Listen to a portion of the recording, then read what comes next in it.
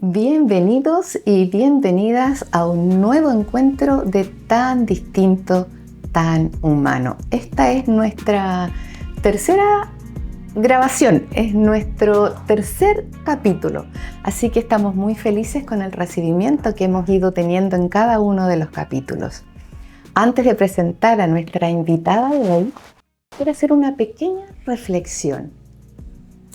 Hay historias que cuando se escuchan, se conversan, empiezan a cambiar la forma en que miramos la vida.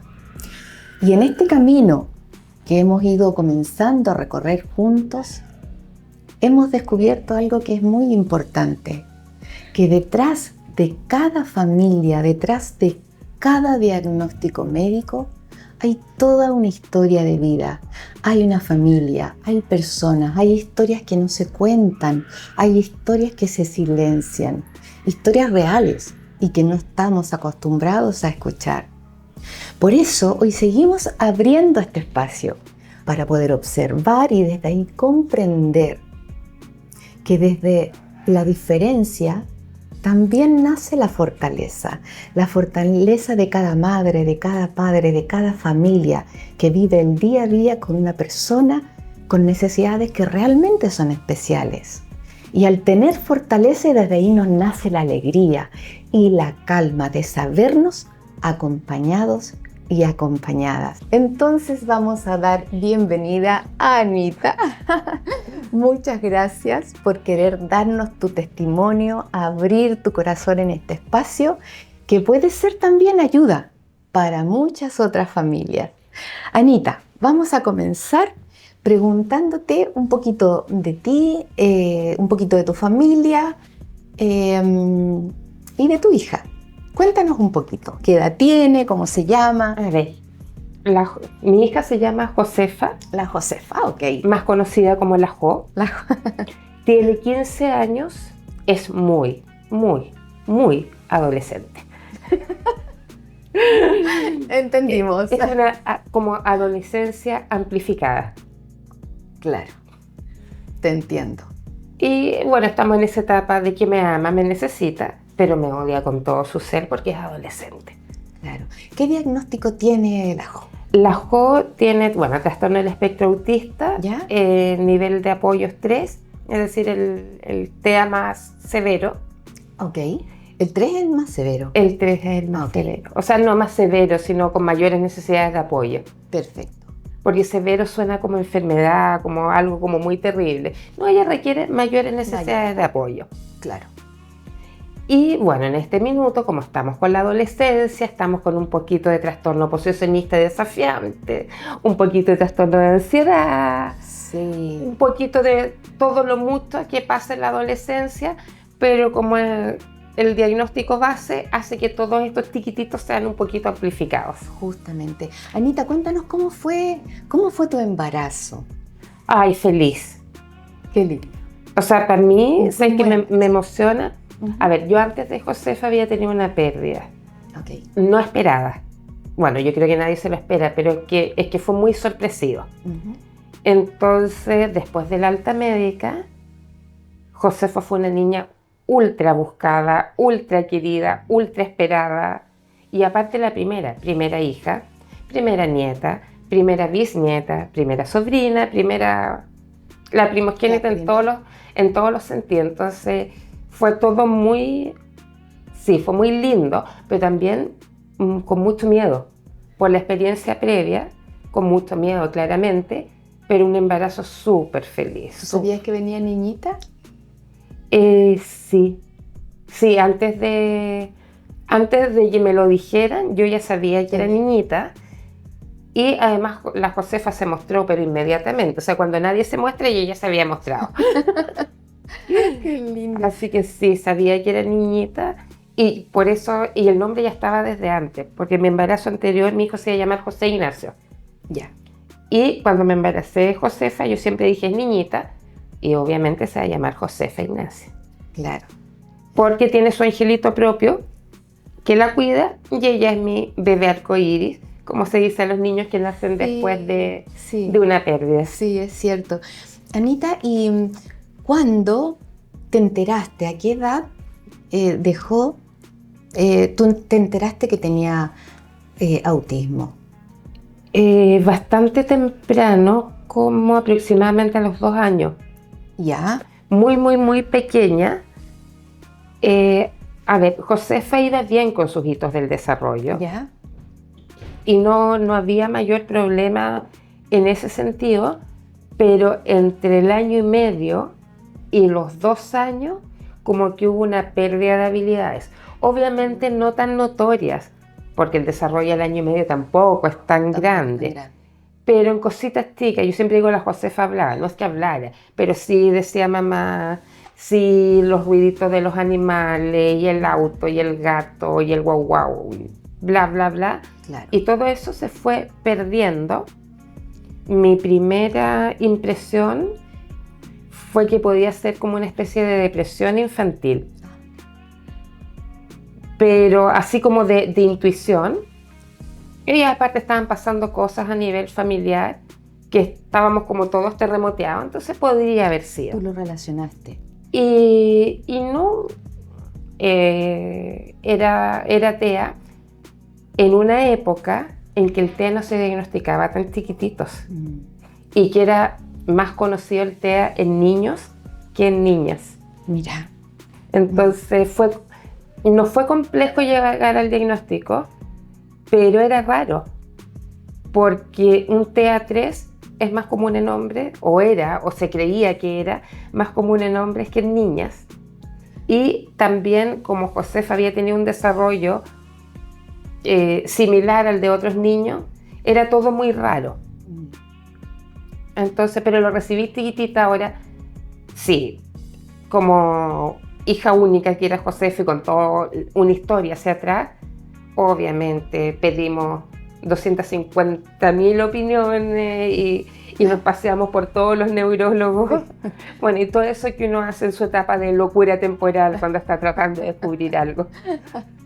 Y Anita, entre todo este medio caos, ¿qué te sucedió a ti en lo interno cuando ya realmente estuvo el diagnóstico claro de que la Jo tenía? Es que, ¿sabes qué? Es bien raro, porque yo lo sabía antes que me lo dijeran. Es como extraño, porque por todo lo que te comentaba, nadie se arriesgaba a dar un diagnóstico completamente certero. Claro. Y es como si yo lo supiera antes que el profesional me lo dijera. Claro. Pero esa como intuición. Yo sabía que era y que solo me faltaba el papel. Ahora, el papel es horrible. No te voy a decir que no, porque tú lo sabes. Pero el papel es como cuando tú sabes que una persona está muerta, pero ves el certificado de defunción. Tú sabes, pero ya la certeza, la prueba, es fuerte. Como que te lo hace tangible, como que sí. Ya no lo puedes. No, ahí ya no hay nada. Atrás. No hay nada. Y sí, fue súper triste. ¿Y por qué te lo digo como con el ejemplo del certificado de defunción? Porque yo siempre dije que para mí el diagnóstico, y lo he repetido hasta el cansancio, yo tuve una hija hasta antes de ese papel. Esa hija ya no está. Ahora tengo otra hija y ese papel implica que debo aprender a ser mamá de esta hija, que es ahora. ¿Sentiste que hubo un duelo? Sí, pero no por ella, por las expectativas mías. Eso es. Sí, en el fondo, cuando uno tiene hijos, cuando uno está embarazada, les planeáis hasta los 50 años y ya les tenéis los nombres hasta los nietos. Sí. Entonces, no era un tema de ella, sí, ella no tenía ningún problema. Eran mis expectativas. Pero ahí van en entender que ella no está acá para llenar mis expectativas. Ella es un ser humano con independencia misma. Entonces, sí, fue un duelo. Y no te digo que no lo haya llorado, y sí, mucho, y peleé. Y sí, y yo soy como bien intensa, entonces pasaba de mucha pena, a mucha rabia, a mucha incomprensión y todo, pero no por ella. Era mi proceso. Sí, ella estaba bien. Ella tenía un sistema operativo distinto nomás. Claro, justamente. Y dentro de este duelo que tuviste que sobrellevar, porque tal como dices tú, son las expectativas de uno, las que se mueren. Ellos están bien.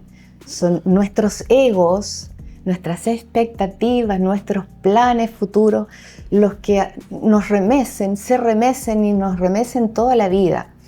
Y dentro de todo este remesón, tu familia cercana, ¿cómo lo tomó? ¿Te ayudó?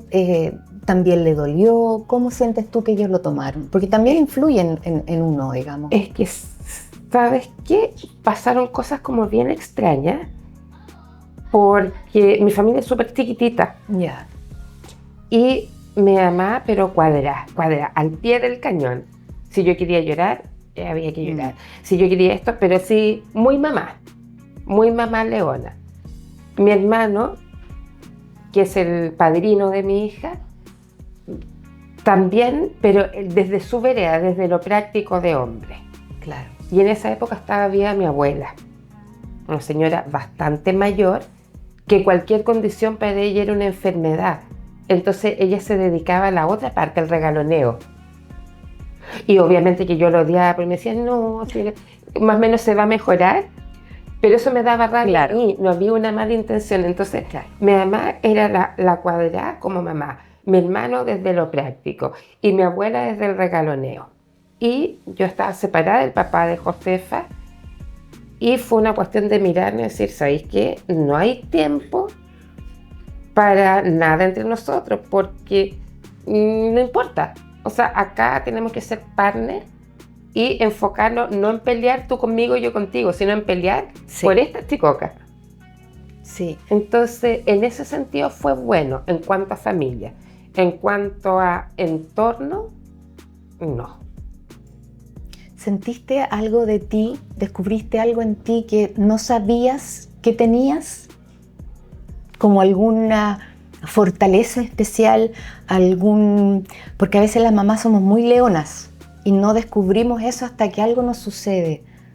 A ver, yo con la José, por toda la historia previa, siempre fui muy aprensiva y muy leona. Pero, va a sonar como súper cliché, pero esa fortaleza que era el defenderla y no prepararla a ella para este mundo, sino educar a este mundo que hay gente distinta. Sí. ¿Qué cambió en mí? Darme cuenta que tenía una fortaleza que jamás había pensado que tenía, y darme cuenta que tenía, que también es malo, una resiliencia que puede ser perjudicial, porque el exceso de resiliencia también es malo. Claro, sí. Eso me pasó. Y darme cuenta de que hay que podar árboles. Yo vivía rodeada de mucha gente y el diagnóstico fue casi, no sé, por lepra.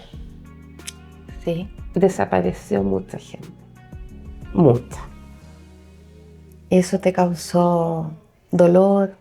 ¿Te dio lo mismo? No, ¿Te dio más fuerza? ¿Qué pasó con eso? No me dio lo mismo, porque siento que en mi nuevo enfoque tenía que preocuparme de lo que realmente importaba y no tratar de salvar a todo el mundo. Entonces, sí, duele, porque las falsas amistades, cuando uno se da cuenta que son falsas, duelen. Justamente. Pero también se agradece, porque te restan energías para dedicarte a lo importante. Son cosas que uno va descubriendo en el camino. Después sí. Quizás duelen en el minuto, y hoy día te lo puedo decir así. A lo mejor en ese minuto no lo vi así. Claro. Pero no, y aparte que ya somos adultos, yo creo que la gente pasa por nuestra vida y cumple un ciclo, un inicio, un desarrollo y un final. Si eso es más largo, más corto, bien. Pero yo agradezco a toda la gente que ha pasado por mi vida, porque de todo uno saca algo. Sí, eso es muy cierto. Y para hablar un poquito más allá, más fuera del diagnóstico, cuéntanos un poquito de Josefa. ¿Cómo es ella? ¿Cómo es su personalidad? ¿Qué le gusta? ¿Qué no le gusta? ¿Qué le gusta comer? ¿Qué le gusta hacer? ¿Cómo se divierte? A ver, Josefa, su mayor gusto en la vida es la música. Mira, qué lindo. Todo tipo de música. Y es más, ella busca música acorde a su estado de ánimo. Pero música, no tuneo. Claro. Porque es mucho acorde, que me hace lógica. porque la música es matemática, la matemática es concreta, el té es concreto. Tienes razón. Entonces, Sí. pero ella es mucha música y cada música que ella busca como que refleja cómo está en ese momento. Claro. Y nosotros entonces pasamos desde Baby TV a los 41, 44 gatos, no me acuerdo. Después Peppa Pig y de ahí saltamos vertiginosamente a Ricky Martin. Pero con obsesión por Ricky Martin. Y ahora es Ricky Martin y toda la música de los 70 y 80 y comienzo de los 90, en español y en inglés. Y la música folclórica, pero más reaccionaria. Ya. Así como la música de protesta. Mira. Que también es como acorde, es como percusión. Sí. Tiene su lógica. ¿Josefa tiene lenguaje verbal? No, Ya. no, nada de lenguaje verbal. ¿Se comunica contigo con señas, con imágenes? Intentamos durante muchos años los pictogramas Ya. y esa cosa del tira frase, la Josefa Jamás. jamás lo toleró. Pero no tiene lenguaje expresivo, Ya. pero sí comprensivo. Sí. Josefa ya no necesita anticipar nada con imágenes. Josefa tú le hablas y ella sabe. Y si es que no te hace caso, no es que no te entienda, es que no le interesa hacerte caso. Claro. Claro que sí. Wow. Impresionante. Y por ejemplo, ¿qué le gusta comer? ¿Come siempre lo mismo? Si tú le cambias la comida. Josefa come absolutamente de todo, no tiene Ya. selectividad alimentaria. Ya. Y le gusta todo. Es más salada que dulce. O sea, su debilidad son las ensaladas. O sea, Josefa no puede estar un día sin su ensalada de lechuga con atún y cebollín. ¡Qué rica! Con alta mayonesa y limón. Eso es lo que más le gusta. Eso es su debilidad. Pero, o sea, el resto lo come todo. Claro. Y cuando te digo todo, es todo. Legumbres, pescado, Bueno. marisco. Ese es un alivio también para ti como mamá. Ningún tipo de selectividad alimentaria. Y le gusta la comida casera. Y acá en el colegio tiene amigos o amigas, o sea, su entorno, ella ya lo ha adaptado, se ha adaptado o todavía está como observando o... Mira, ya se ubica ¿Ya? en su curso, porque el curso de Josefa este año es nuevo. Claro, No, Claro. no está con sus compañeros del año pasado. entonces son nuevos. Entonces son todos nuevos, pero ya se ubican y lo que me da gusto es que sus compañeros también lo ubican. Por ejemplo, saben que llega la hora de almuerzo y que la primera bandeja es de Josefa para no generar la ansiedad. Qué lindo. Entonces saben Sí. que yo en mi cartera siempre traigo colaciones de emergencia que comen todos los compañeros. Entonces se están todos conociendo, pero hay una sensación de curso. ¿Ella ha estado siempre en un colegio especial o en algún momento la tuviste en un colegio regular? Estuvo 1 mes y medio, 2 meses en colegio regular, Cuando pequeña. en el medio menor, sí. ¿Ya? Pésima experiencia, pésima experiencia. Después, de ahí en adelante estuvo en colegio especial. Este es el tercer colegio especial en el que ella está. Y nos hemos ido cambiando de acuerdo a los requerimientos de Josefa, Sí. no por problemas con las Claro. entidades. Por ejemplo, Josefa partió en Altavía, cuando Altavía estaba en Miraflores, pero cuando Altavía se fue a Placilla, a Josefa no le acomodó el viaje Claro. porque se marea. Entonces, pero ella todavía reconoce a personas de allá que fueron importantes para ella. Después Josefa estuvo en Rapa Nui, pero ya después de adolescente ya no quería Rapa Nui y llegamos acá. ¿Y esos cambios no le producen desestabilización? No, porque los cambios son consecuencia de que ella manifiesta no querer estar más en un lugar. Perfecto. Entonces, no es que yo diga, oh, me voy a cambiar a este colegio porque es más cómodo, más cerca, más aquí. No, ella ya manifiesta una cierta rechazo, ya sea porque no le gusta un compañero, porque le cambiaron una profesora, por lo que sea, pero ella ya manifiesta Claro, y ahí yo busco una alternativa. claro que sí. ¿Y cómo es el día a día de Josefa? ¿Se levanta, le cuesta levantarse, toma desayuno, llega al colegio? Hácenos un resumen de qué es lo que hace Josefa Josefa. se levanta muy tarde Ya, porque tiene una cosita que se llama síndrome de la bella durmiente, que es un trastorno del sueño ya, Pero es al revés de la mayoría de los trastornos del sueño, que los niños no duermen. Sí. Josefa duerme en exceso. Puede dormir 12, 15 horas. No es todos los días. Claro. Pero sí, duerme y levanta. Por eso tiene jornada adaptada acá en el colegio y llega más tarde. Entonces ella despierta y llega a mi pieza o a mi escritorio, porque yo trabajo en la casa, con un plato. Eso implica desayuno. Y vamos a la cocina, preparamos el desayuno. Si es que yo por ese motivo me tocó trabajar presencial, dejo muchos desayunos preparados para que ya mi mamá o la persona que la está cuidando le dé los muchos desayunos y siga su rutina habitual. Todo organizado. Sí, y después de eso venimos acá al colegio, lo que ella tolere en el colegio mientras se esté adaptando, y se aburre muy rápido. Entonces yo cuando Josefa está 2 horas y media, 3 horas, me doy con una roca en los dientes y después llegamos a la casa y ella tiene su rato de ocio, que es escuchar música.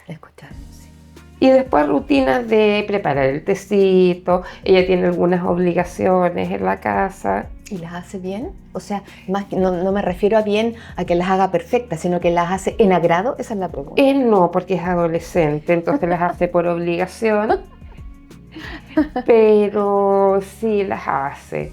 Lo que pasa es que Josefa, para hacer algo le tiene que encontrar un sentido. Claro.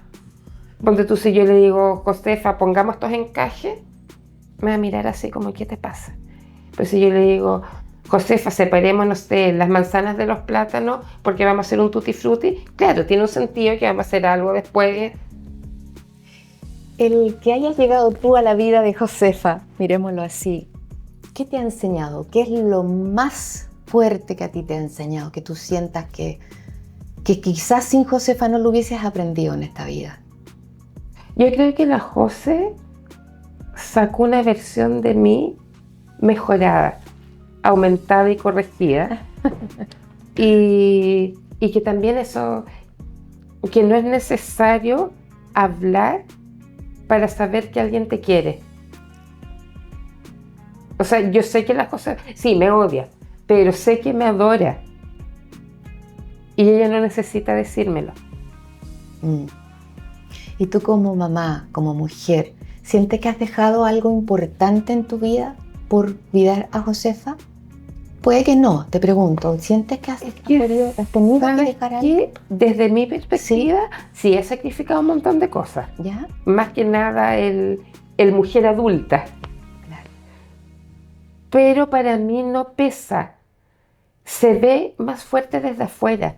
O sea, si yo te lo digo ahora es porque tomo conciencia, porque me lo han dicho.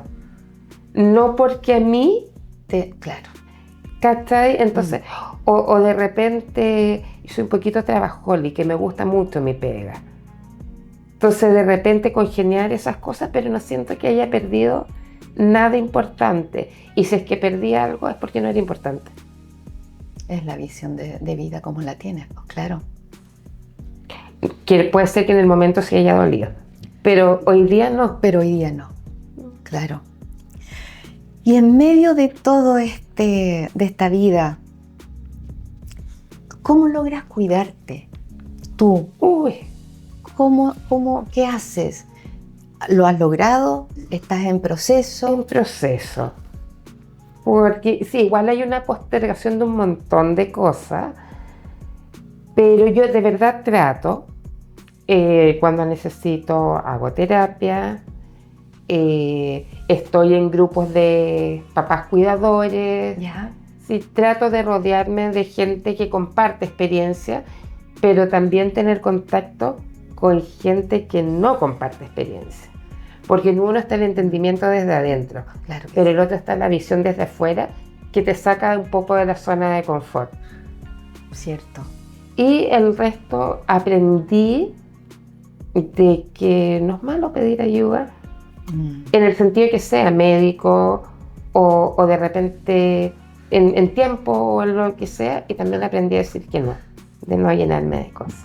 Importante, porque esa es una tremenda fortaleza del autocuidado. Aprender a decir que no. Nos cuesta a veces mucho decir que Estamos no. trabajando para usted. Sí, es un trabajo que quizá es largo. Sí. Es largo, pero ya empezando a trabajarlo. Y montaña rusa. Y montaña rusa, tú lo has dicho. Sí, va y viene. Y tratando de mirar a los amigos que nos están viendo, ¿qué podrías decirle a una familia, que es mamá, papá, que está comenzando recién con un hijo o recién nacido, o que tiene su primer diagnóstico y quizás está con los miedos iniciales de vivir o de observar a futuro una vida que quizás puedan pensar que es muy dura? ¿Qué podrías decirle a ellos? Es difícil dar un consejo porque cada familia es un mundo. Sí. Pero si hay algo, es que está bien sentir miedo. Si tú tienes un diagnóstico reciente, está bien tener pena, está bien tener rabia, está bien rebelarse, porque guardarse todo eso es más dañino. Pero también está bien pararse y ver que se puede, porque no te vas a transformar ni en una super mamá, ni en un super papá, ni nada. Eso es lo que ve la gente de fuera, que no es así. Vas a hacer lo que tienes que hacer, a lo que estás llamado a hacer. Todos tenemos algo que hacer en este mundo. Y está bien caerse, pero está mejor levantarse. Y que se puede. Y que no es tan terrible como se ve de afuera. Gracias. Vamos a ir a una sección especial que yo le puse 20 preguntas del alma, pero solamente te voy a hacer 2. La idea es que puedas responder desde tu corazón, ¿cierto? Como lo has hecho en esta entrevista, con quizá las mínimas palabras, 1, 2, una frase pequeña, lo que te venga primero a tu corazón. ¿Qué te da fuerza cuando ya no puedes más?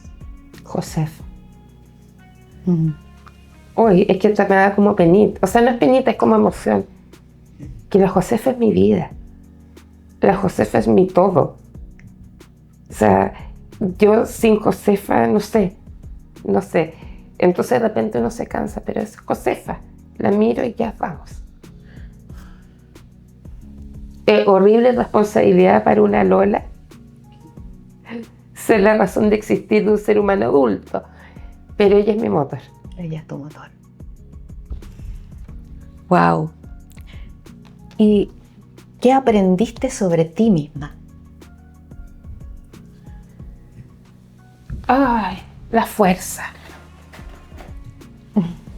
La fuerza, sí, de seguir. De seguir y de distinguir también. Porque no se complica mucho por tonteras. Entonces ahora está lo principal de lo accesorio. Aunque suene muy jurídico el término. Pero lo principal es esto. Mi hija, mi familia, mi trabajo. Todo el resto, mis seres queridos, todo el resto es accesorio. Entonces, saber dónde enfocar esa fuerza. Wow, qué potente testimonio. Muchas gracias, Anita. Muchas gracias, Anita, por tu bello testimonio de fortaleza, de alegría, de tirar para adelante. Hoy volvimos a escuchar una historia que nos recuerda mucho, mucho algo que es muy profundo, que detrás de cada diagnóstico hay una vida, hay una familia y una forma que es distinta de amar, es única de amar. Así que gracias por compartir, Anita, nuevamente con tanta honestidad, por ponerle palabras a lo que muchas veces se vive en silencio. Y a ti que estás escuchando al otro lado, si algo de esta historia resuena contigo, si te sentiste acompañado o acompañada, queremos que sepas que no estás solo, no estás sola. Te invitamos a escribir aquí abajo quizás tu historia, lo que comprendes, lo que has vivido. Y te invitamos a seguir con nosotros en este camino, a compartir, a visibilizar y a construir juntos una mirada mucho más humana. Este espacio que puede ser también para ayuda, para ti o para algún amigo. Así que nuevamente nos encontraremos en otro capítulo de tan distinto, tan humano. Y gracias, Anita, Gracias, nuevamente querida. por Gracias tu a corazón ti. abierto. Muchas gracias a ti y un gusto haber compartido este espacio contigo. Igualmente. Besitos para todos y nos vemos en el próximo capítulo.